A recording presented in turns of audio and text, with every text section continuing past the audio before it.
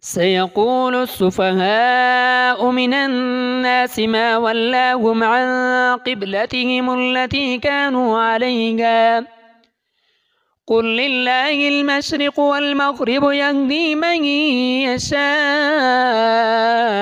إلى صراط مستقيم. وكذلك جعلناكم أمة وسطا لتكونوا شهداء على الناس ويكون الرسول عليكم شهيدا.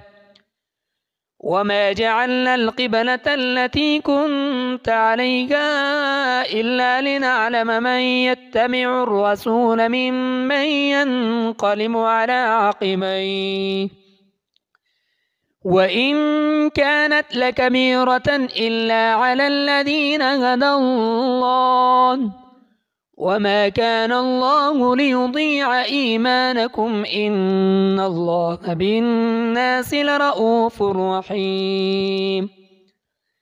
قد نرى تقلب وجهك في السماء فلنولينك قبلة ترضاها فول وجهك شطر المسجد الحرام وحيث ما كنتم فولوا وجوهكم شطره وإن الذين أوتوا الكتاب ليعلمون أنه الحق من ربهم وما الله بغافل عما يعملون.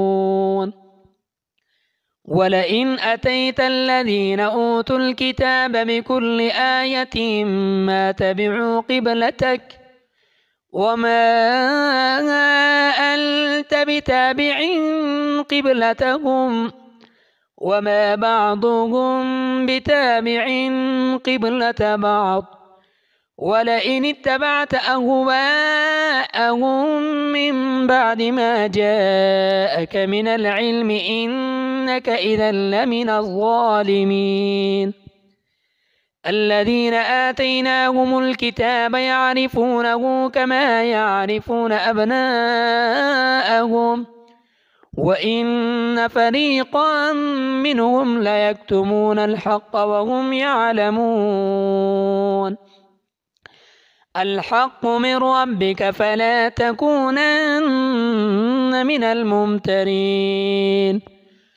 ولكل وجهة هو موليها فاستبقوا الخيرات أينما تكونوا يأت بكم الله جميعا إن الله على كل شيء قدير. ومن حيث خرجت فول وجهك شطر المسجد الحرام وإنه للحق من ربك وما الله بغافل عما تعملون.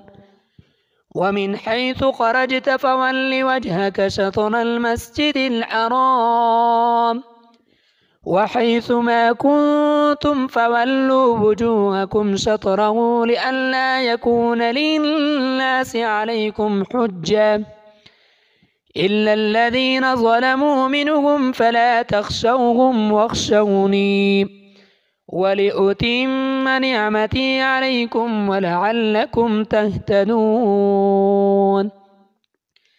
كما أرسلنا فيكم رسولا منكم يتلو عليكم آياتنا ويزكيكم ويعلمكم الكتاب والحكمة ويعلمكم ما لم تكونوا تعلمون فاذكروني أذكركم واشكروا لي ولا تكفرون.